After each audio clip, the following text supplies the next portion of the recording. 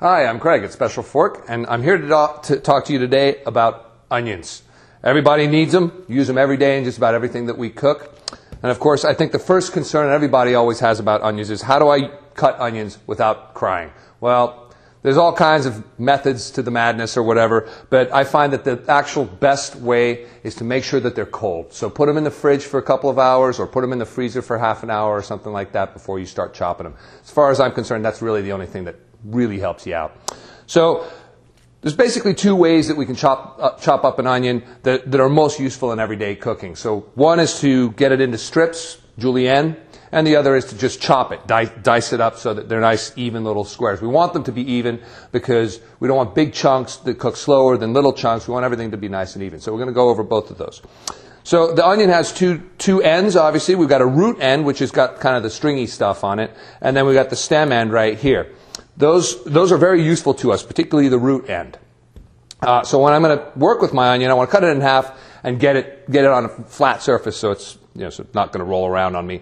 So I'm going to put a bridge up like this. I'm going to cut this in half from the root to the stem. There we go. Okay, now I got my two halves, and I want to save that root. I got to get the paper off of it though, so I'm going to take the stem end, just a little bit of it off like that.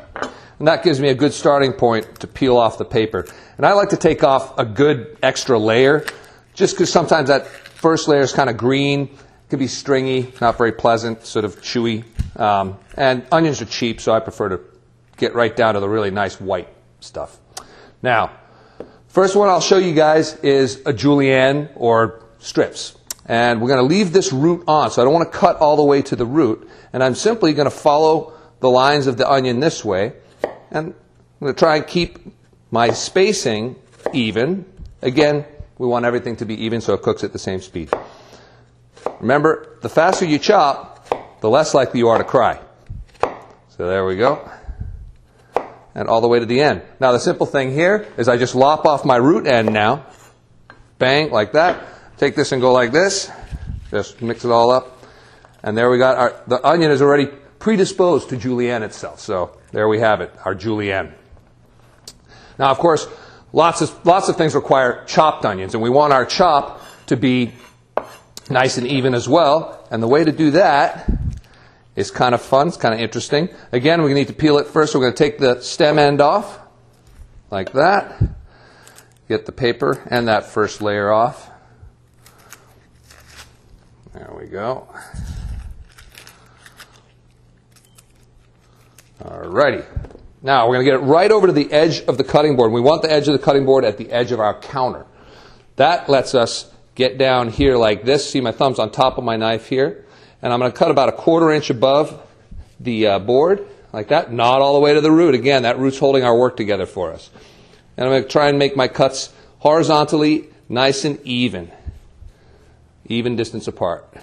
There we go. Watch your fingers. Don't take them off. All right. Now we're going to make the next cut, a second cut, same as our julienne, just like this. We go just like that. Again, not all the way to the root. That's holding everything together. Try and keep the spaces even. All the way to the end. And then, the magic of the chop. Boom. Just keep these cuts even. I'm guiding the knife with my knuckles, keeping my fingertips out of the way. Look at that, it just all falls apart. When you get to the end here, you can actually kind of save those little bits right there. Pow! All nice, even, ready to go in the saute pan. So, for more great tips, go to specialforkblog.com.